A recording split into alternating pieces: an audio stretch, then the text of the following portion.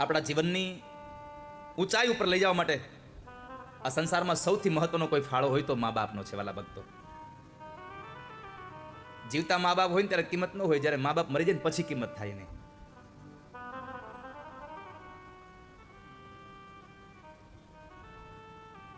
જ્યારે મા મૃત્યુ પામી હોય અને આપણે બીમાર પડીએ અને ત્યારે દીકરી જ્યારે બાજુમાં આવે અને દીકરી બાપુજીને દવા બધું આપતી હોય ને ત્યારે દીકરીને જોઈને એમ થાય કે મારી માય મારું આમ જ ધ્યાન રાખતી હો.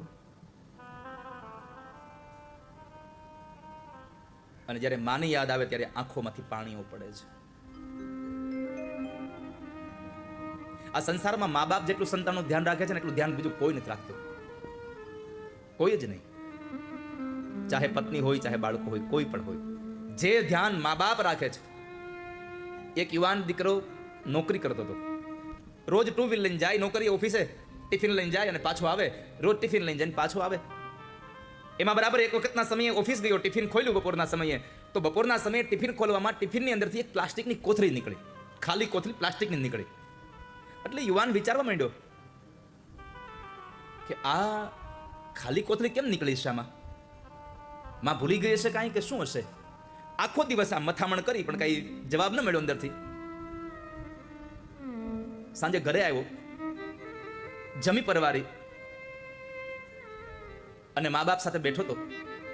ત્યારે માને પૂછ્યું કે માં, રોજ તમે ટિફિન ભરો છો, કોઈ દિન આજ મારા ટિફિનમાં ખાલી કોથળી નીકળી છે, કેમ આજ મારી થેલીમાં તમે આ ખાલી થેલી નાખી પ્લાસ્ટિકની? અને ત્યારે એ જન્મ દેવાવાળી માં એટલું બોલતી, દીકરા તું રોજ ટુ વ્હીલ લઈને જાય છે ને ભાઈ, તું રોજ ઓફિસે તારી બેગ લઈને જા છો અને તારી પાસે ટુ વ્હીલ છે, ફોર વ્હીલ નથી. અને અત્યારે ચોમાસાના મહિનાઓ ચાલુ થઈ ગયા છે. કદાચ તું ટુ વ્હીલર આવતો હોય અને રસ્તામાં વરસાદ આવે તો તારા ખીચામાં રહેલા પૈસા, તારા અગત્યના કાગળો, તારો મોબાઈલ પલળી ન જાય એટલા માટે મેં તને પ્લાસ્ટિકની કોથળી હારે આપી છે.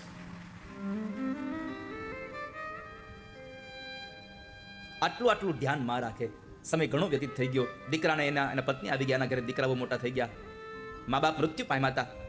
એમાં એક વખતના સમયે દીકરો ઓફિસે ગયો અને ઓફિસેથી નીકળ્યો અને ત્યારે બરાબર વરસાદ પડ્યો અને પોતાનું ટિફિન ખોલ્યું, પોતાની બેગમાં જુએ પણ ક્યાંય પ્લાસ્ટિકની કોથળી નહોતી. ત્યારે માની યાદ આવી, માં હોત તો આ પ્લાસ્ટિકની કોથળી મારી બેગમાં હોત, મારી માં હોત તો મારી કોથળી આજે મારા કપડાં આ બધું મારું બગડી ન જાત.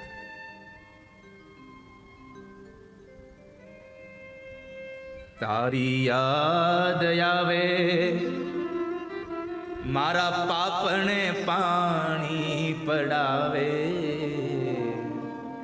મારી જન્મની દેનારી મને તારી યાદ આવે.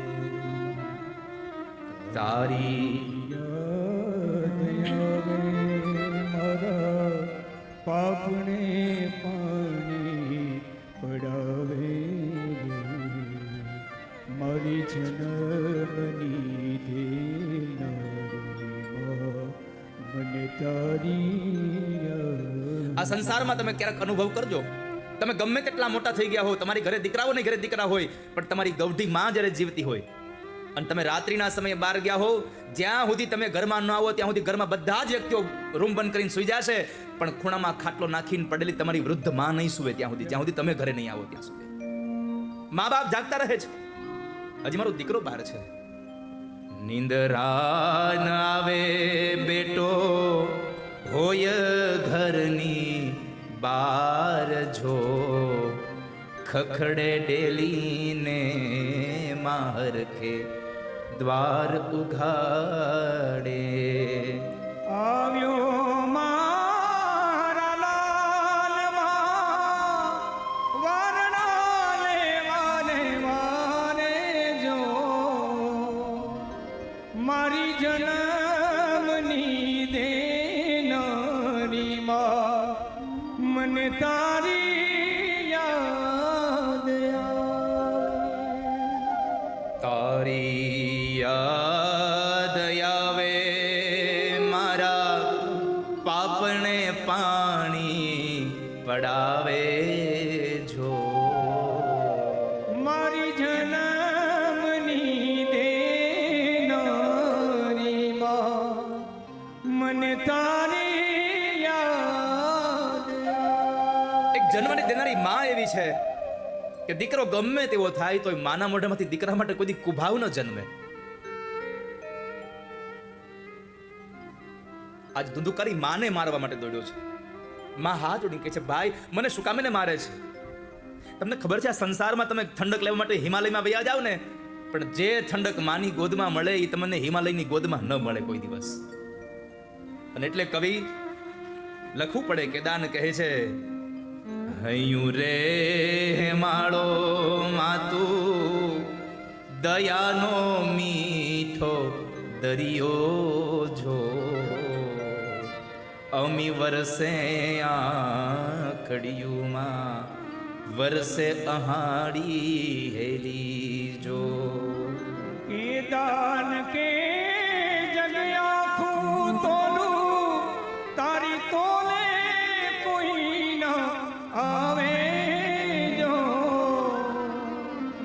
મારી જન્મની દેનારી માં મને તારી યાદ આવે, તારી યાદ આવે મારા પાપણે પાણી પડાવે જો, મારી જન્મની દેનારી માં મને તારી યાદ આવે. હૈયું રે હેમાળો ન માં તું દયાનો મીઠો દરિયો. દરિયાનું પાણી હંમેશા ખારું હોય, પણ માં તો એટલી દયાળો મીઠો દરિયો છે. જેમ આકાશમાંથી અષાઢ મહિનામાં હેલીઓ વરસે, એમ હે માં તારી આંખમાંથી અમીની હેલીઓ વરસતી હોય છે. માની આંખમાં સદૈવ અમીની હેલીઓ જ હોય. માને એક દીકરો હોય તો ભલે, ને 4 દીકરા હોય તો ભલે, જે પ્રેમ માં મોટા દીકરાને કરતી હોય એટલો જ પ્રેમ માં નાના દીકરાને પણ કરતી હોય. એની બધી જ આંખો હરખી હોય છે.